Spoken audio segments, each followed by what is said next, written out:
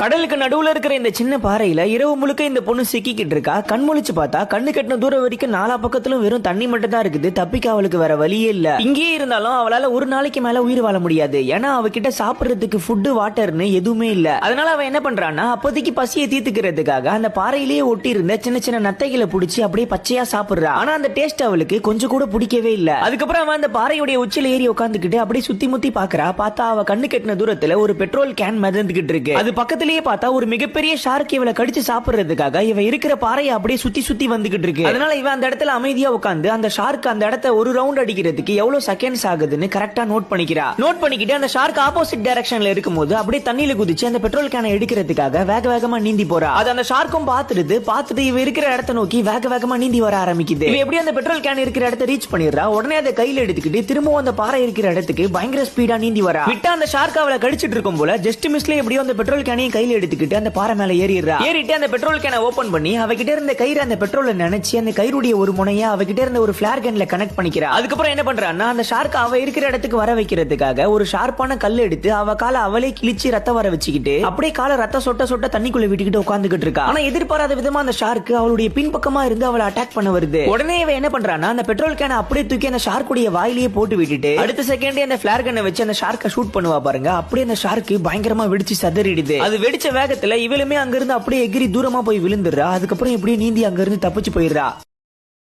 Download ShareChat.